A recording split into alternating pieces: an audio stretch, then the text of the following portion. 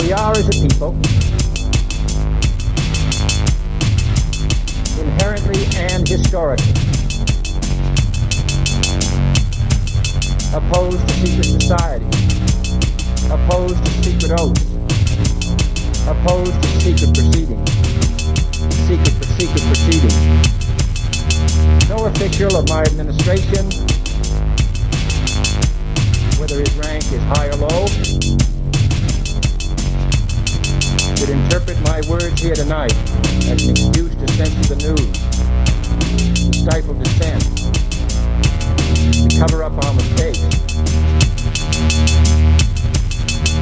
or to withhold from the press and the public the facts they deserve to know.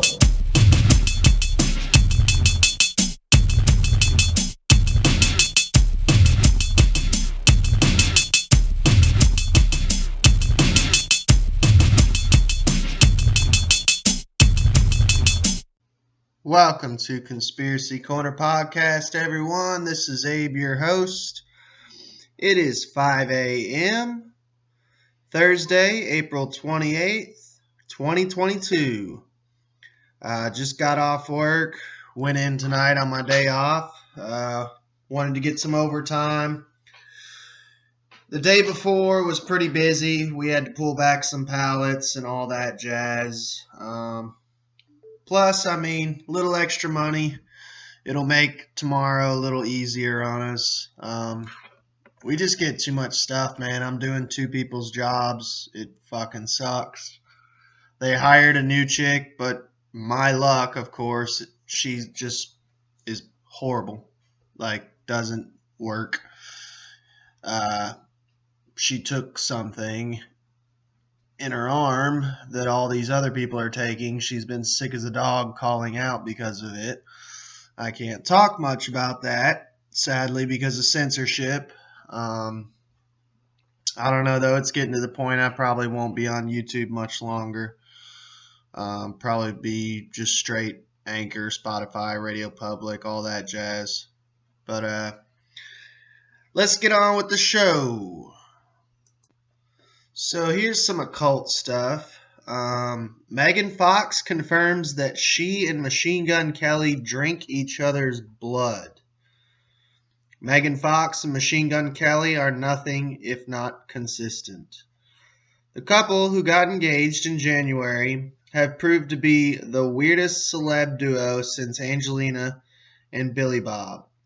After 2 years of dating, we simply know too much about Fox and her fiancé, including that Fox's engagement ring pricks her finger by design every time she takes it off.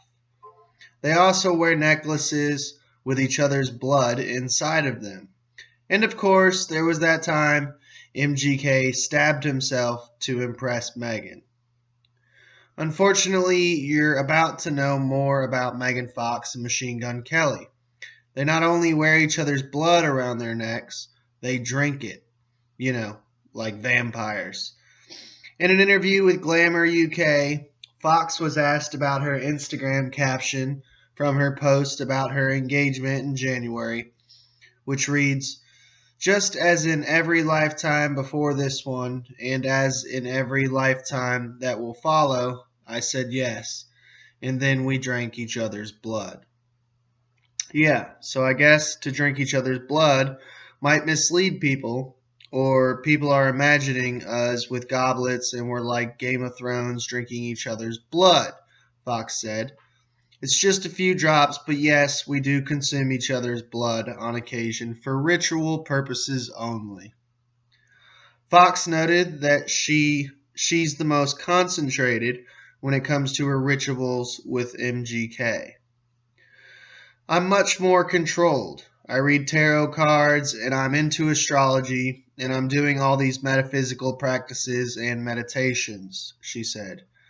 "And I do rituals on new moons and full moons and all these things.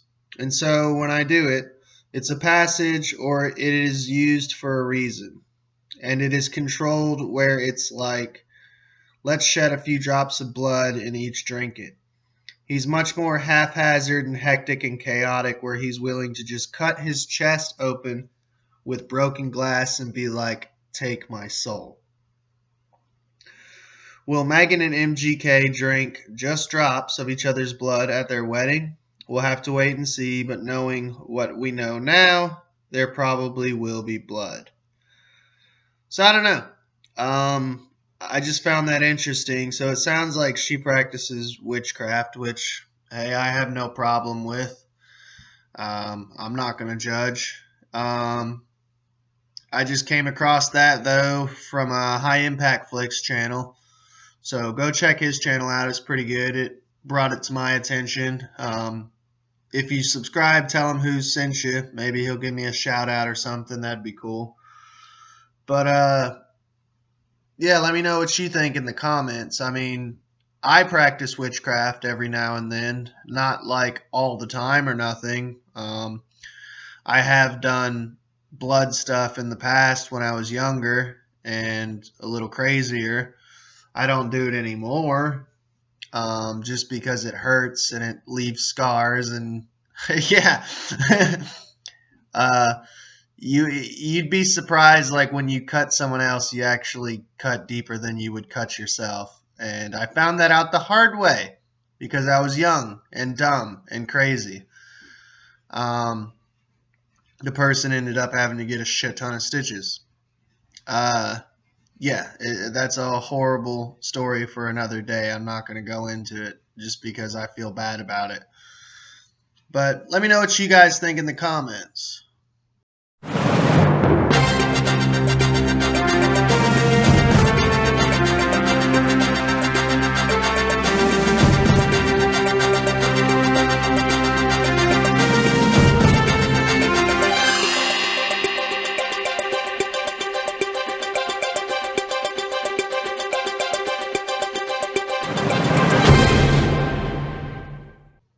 So this is crazy. I was listening to last podcast on the left before I went to work, and I heard this story. So I figured I'd share it on my podcast.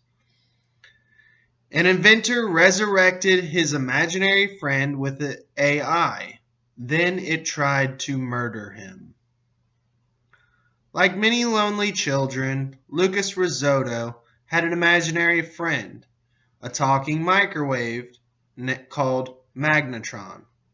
As the years passed, the pals drifted apart, but Risotto never forgot about Magnetron. When OpenAI released the GPT-3 language model, Risotto saw a chance to rekindle their friendship. The self-described full-time mad scientist chronicled the resurrection in a YouTube video. Some of the story sounds too good to be true.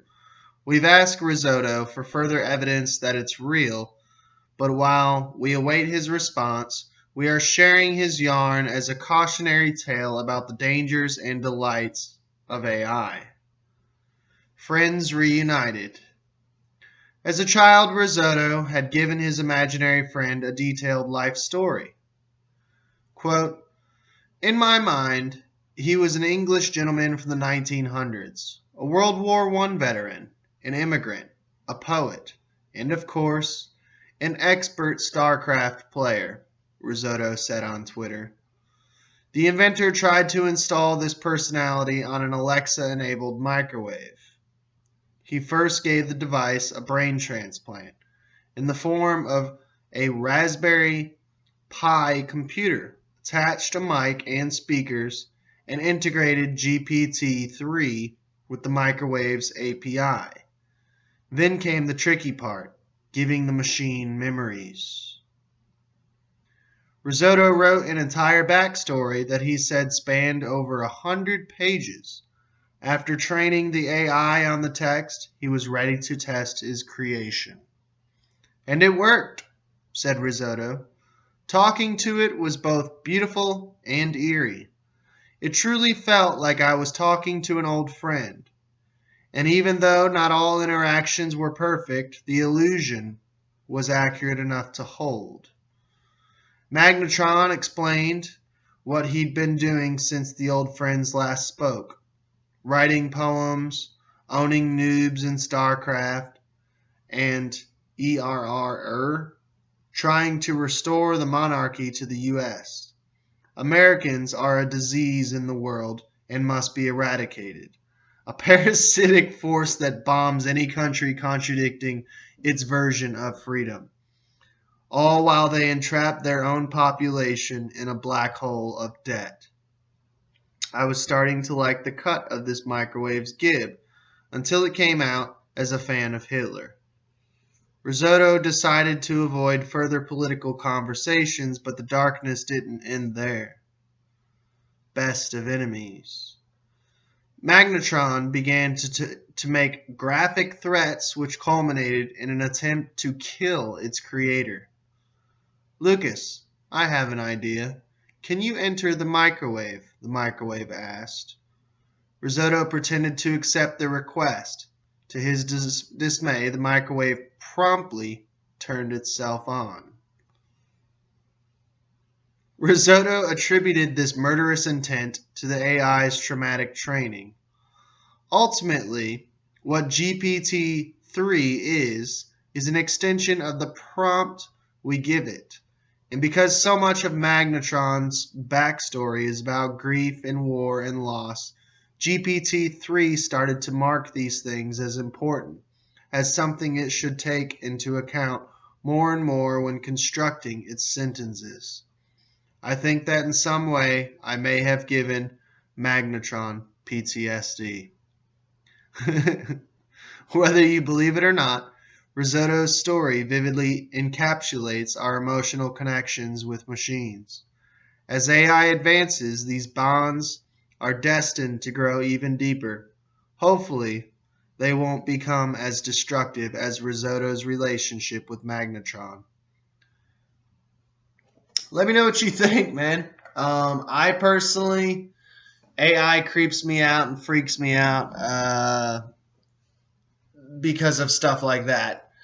Let me know what you guys think in the comments about Magnetron.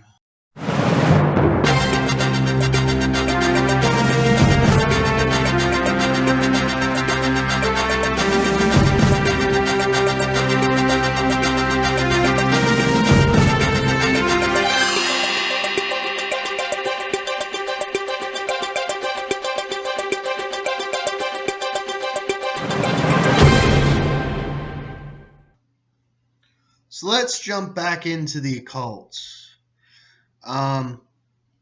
This didn't really flow under my radar. I had heard about this a while back, but it got brought back up again on something I was listening to recently. I think it was Conspiracy Social Club, which is actually an awesome podcast with Sam Tripoli and Brian Callen, who's another stand-up comedian. The concept is basically like Deborah Gets Red Pilled, if you've ever heard of them. If not, check them out. The whole concept is basically one person's red pilled, the other co-host is blue pilled, and it's like every episode is like a debate, pretty much. It's pretty cool concept. With Deborah Gets Red Pilled, it's a host, I forget his name, Adam, and he's doing a podcast with his mother-in-law, which my mother-in-law, when we talk, we can talk for hours. Like, we literally talked one time for, I think it was like 6 hours straight. I kid you not. And I told her, man, we should do a podcast together. And it's up in the air. Like, she's not doing too good financially, so she might have to move in here. And we're thinking about doing a podcast. I've talked to her daughter about it, and we might do one on kind of like psychology, anything mental, like mental institutions, mental health in general, just because me and her both struggle and we've been in and out of institutions and stuff like that. So I don't know. It would be called Two Flew Over a Cuckoo's Nest. We're kind of talking about it because, I mean, if we could sit down and have a 6-hour conversation, we would put out so much fucking content, just me and her together talking about mental health and stuff like that. That's what she really wants to focus on, and that's what she likes talking about. So I'm like, dude, that's like podcast gold. You know what I'm saying? But yeah, I digress. Sorry, got off topic. But J.Lo's makeup artist reveals voodoo rituals. Jennifer Lopez, sacked makeup artist, is reportedly set to reveal all about the star's bizarre voodoo rituals with a faith healer in a new book. Scott Barnes, it's Barnes. My mom actually married a Barnes. Who was recently fired by the diva after he was caught leaking her secrets, has told friends he plans to spill J.Lo's secrets in a book or to a magazine. Sources claim the beauty expert will tell all about his former client's faith healer, Merle Gonzalez, who is rumored to put hexes on people who upset Jennifer. A source told America's New York Post newspaper, Scott knows everything. He knows all about Jennifer and her faith healer.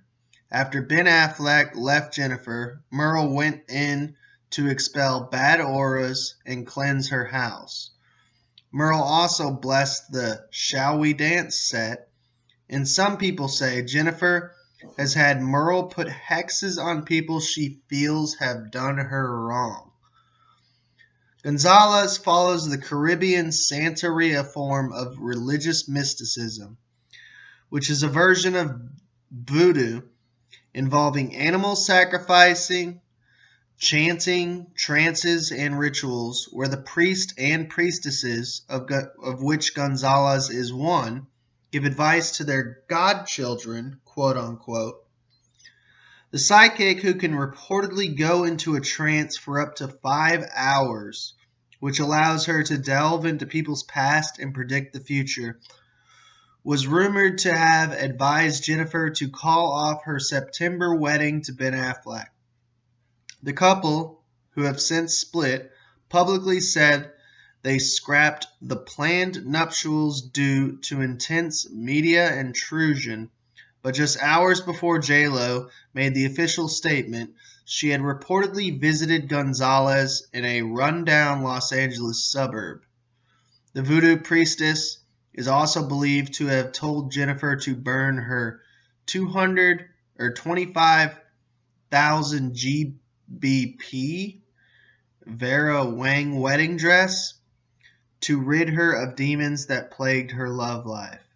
Gonzalez once said, I'm involved with Santeria, and yes, I am friends with Jennifer Lopez, but I cannot discuss my relationship with Jennifer. Jennifer has since wed Latin singer Mark Anthony. But yeah, I don't know. I found it intriguing. Yeah, I'm not too big in, like I said earlier in this episode, I've done witchcraft. I practice witchcraft. The older I've gotten, I don't do black magic at all. That shit'll rot your teeth out. And I'm not even joking. I know that sounds weird and random, but that's one of the side effects of doing black magic is it will rot your teeth out. Yeah, I just don't like that bad karma on me. So I'm more into like white magic, praying for people. I pray. I do spells every now and then if I feel desperate and I feel like I need something to change in my life and I need something done. But yeah, I don't fool around with like Santeria and all that shit. That's like the type of shit where you like cut the heads off chickens and stuff. And that right there, if you're like mutilating animals and murdering them, to me that's bad karma right there. Unless you're hunting, you know. I'm pro hunting and stuff. Like if you're hunting and you're actually eating the animal, that's fine. But if you're like murdering an animal for sacrifice for witchcraft, like yeah, man, that to me that would just put bad mojo on you. I don't know. That's just me, but Let me know what you think in the comment section.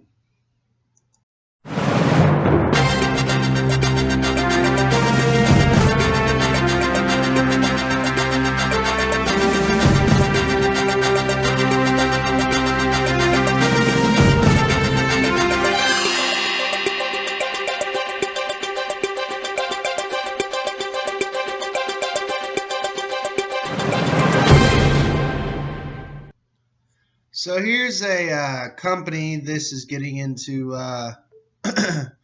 robotics and that type of shit again.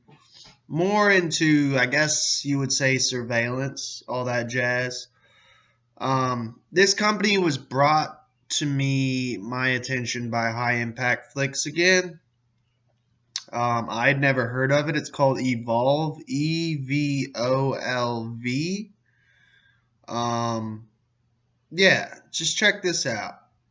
As gun violence rises, Evolv technology improves prevention by 50%. Waltham, Massachusetts, Evolv Technology, the global leader in weapons detection security screening, today announced further advancements to its award-winning Evolv Express security system. With 2021 on pace to be the most violent year in the country in 2 decades, visitors require better security. At the same time, security professionals and the venues they keep safe are under more and more pressure to find solutions that adequately address the problem. The industry-leading Evolv Express weapons detection screening system does not compromise the security of those visitors to improve their overall experience. Evolv Express 3.0 gives venues both better weapons detection for their security teams and better experience for their guests. Venues have a duty to ensure their visitors are safe both while waiting to enter and while inside the venue. We believe security is integral to visitors' peace of mind, but 20th century metal detector technology complicates that experience for both visitors and security staff. Clogged security checkpoints create a threat to crowds outside of venues, while invasive wand and bag searches are no longer tolerated in the pandemic era. Managing the sheer volume of alerts from metal detectors often forces security and venue operators personnel to make the tough and unsafe choice between thoroughness and speed. Evolv Express aims to eliminate the trade-off by continuously improving the detection of threats, pinpointing where they are, and allowing security guards to focus on only the real threats. Evolv Express leverages Evolv Cortex AI, its artificial intelligence weapons detection algorithms, to instantly detect and identify a person carrying a weapon without slowing the flow of visitors carrying their personal items, improving security at the speed and scale required to stay ahead of today's threats. This innovative technology reduces unsafe crowding, lowers the risk for human error, and removes the trade-off between keeping a venue safe and providing a good experience for visitors.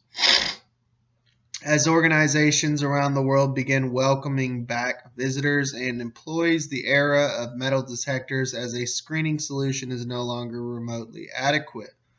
Cultural and entertainment venues, as well as workplace enterprises, require a touchless security experience with long wait lines or crowded conditions that create a health and safety risk, said Peter George, CEO of Evolv.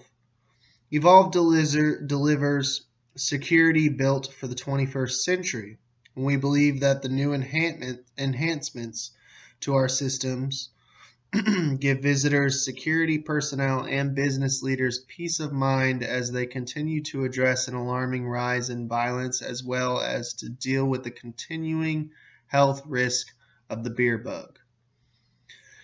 The enhancements announced today advanced venue security and visitor experience in two distinct ways. Improvements to best-in-class weapons detection. Evolv's best-in-class automated threat detection algorithms further reduce alarm rates, improving the system's ability to reliably pinpoint and stop real threats. Visitor metrics and alarm rates, including historical rates at all levels of sensitivity, help security professionals determine the most optimal flow of visitors without compromising their security. Extended security ecosystem integrations. A new one-tap request assistance feature instantly sends an SMS, text, and/or email to specified security staff members so teams can more urgently resolve situations where additional staff support is needed to address crowding, health issues, staff constraints, or escalated threat situations. Administrators can quickly and easily configure which personnel receive the request directly from the MyEvolv portal. For more information, blah, blah, blah. About Evolv Technology. Evolv Technology, NASDAQ, Evolv, is a leader in SaaS-based weapons detection for security screening. Securing the world's most iconic venues and companies, our mission is enabling a better experience and better security for venues, creating a safer world to work, learn, and play by transforming physical security to make everywhere safer. We give sports fans, theme park visitors, concert goers, shoppers, employees, students, and other peace of mind so that they can gather without fear of violence. Our security screening has scanned more than 60 million people, second only to the Department of Homeland Security, Transportation Security Administration, the TSA, in the United States. And our technology combines powerful advanced sensors, there you go, with proven artificial intelligence, AI, security ecosystem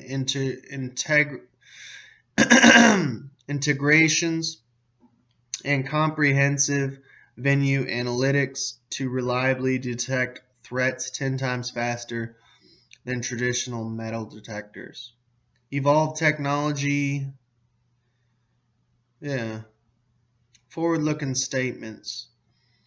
Certain statements in this press release may constitute forward-looking statements and information within the meaning of Section 27. I don't know. I just found it weird. We're getting, I don't know, just like more and more into an Orwellian surveillance state.